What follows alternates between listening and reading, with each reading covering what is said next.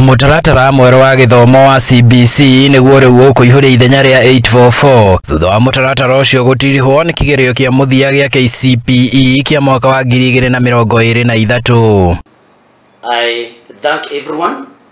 I also take this opportunity to honor the gallant soldiers that fell by the wayside in administration of this exam and in the many years that this system of 844 has been there, even as we pray that CBC will now sort out our problems of unemployment, and that even the mentality at home will change, that not only people with payslips will again be considered, will never again be considered to be the only people that are in gainful employment.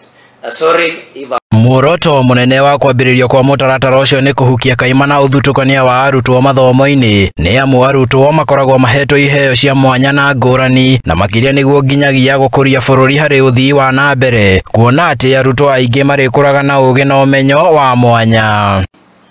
To ask all of us, because we know that 844 also started at a very high note where students and pupils were supposed to acquire technical skills, but later on I think it metamorphosized, or it slowly again ran into an examination system or an examination based curriculum that all of us, as we usher CBC led by the Minister for Education, that we never again allow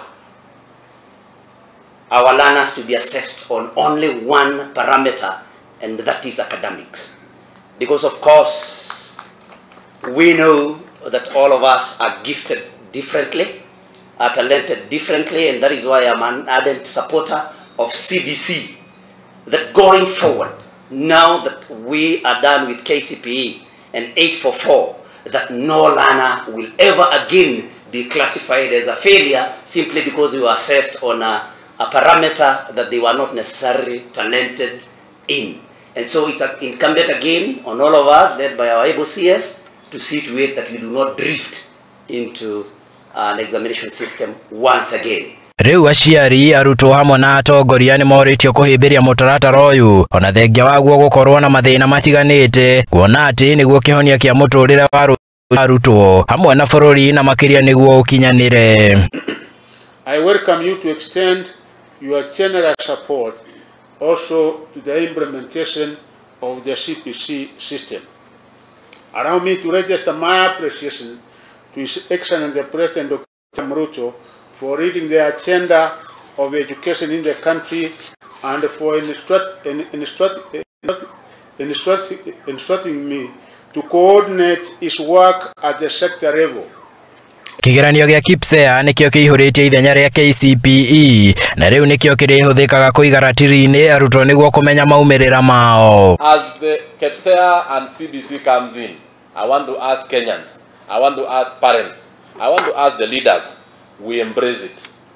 It has a number of teething issues, it has a number of small issues, which I know the Presidential Working Party addresses them. You, the CS, with your capabilities, you are addressing them. You, the officers in the field, you are addressing them. Let us embrace it.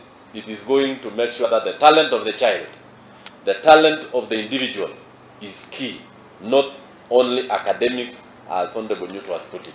So, thank you so much. Riu arutwo aria maikariire kigeranio kiu muthia wa mweri muhituku makamukira maumirira mao mbere ya January ya mwaka ukite. Remarks. Allow me, sir, to inform the parents of persons who had KPSEA candidates that the marking of KCP was prioritized to allow the ministry place the 1.4 million candidates in secondary schools early enough, and NEC is finalizing the processing of the KPSEA results, and the reporting of these KPSEA results will be done at 3 levels.